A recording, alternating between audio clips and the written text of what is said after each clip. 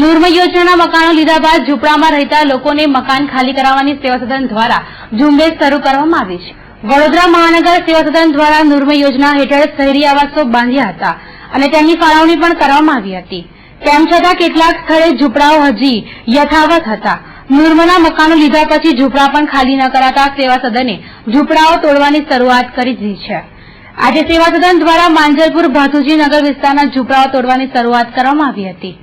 કોર્પોરેશનની કામગીરીનો વિરોધ કરતા ઝૂંપડાવાસીઓએ નૂરમયના મકાનો રહેવા લાયક પણ નથી તેવો રોષ વ્યક્ત કર્યો હતો। ઘરનું કુટુંબ 10 જણ એક ઘરનો પરિવાર હોય તો અમારે 8 બાય 8 રૂમની અંદર કેવી રીતે રહીશું?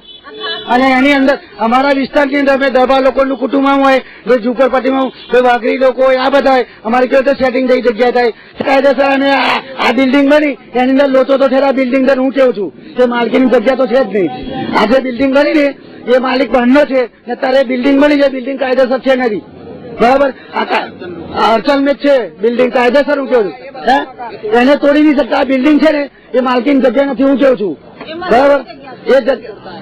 એ કેમ નહીં જોતા જગ્યાએ પાર્ટી બાંધી છે ને આખો ફ્લેટ બનાવે છે, જેથી પાર્ટી બાંધી બિલ્ડર કેમ નહીં રાખી એ એમને નડતી નથી ને આ લોકોએ આ ઝૂંપડપટ્ટી એમને નડી, ગરીબોને તોડ્યા, ગરીબોની હાઈ લેવાની।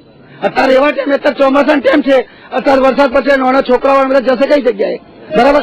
અત્યારે સીધો 8 બાય 8 રૂમ ની અંદર માણસ રહેશે કેવો છે?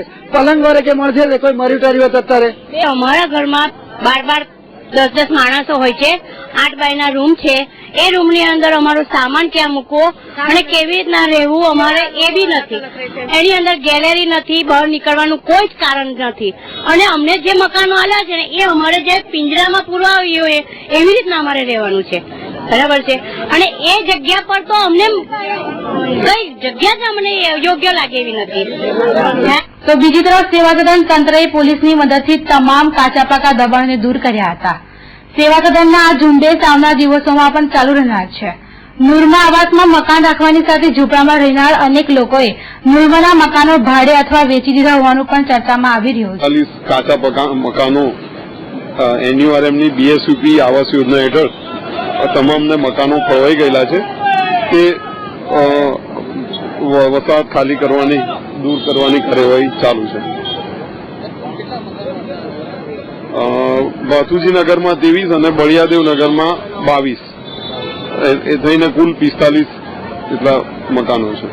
એ બાબતે તો હવે બાંધકામ પરવાનગી વિભાગે જે ટેકનિકલ વિભાગ આગળની કાર્યવાહી કરીને અમને જણાવશે તો અમે કાર્યવાહી હાથ ધરીશું।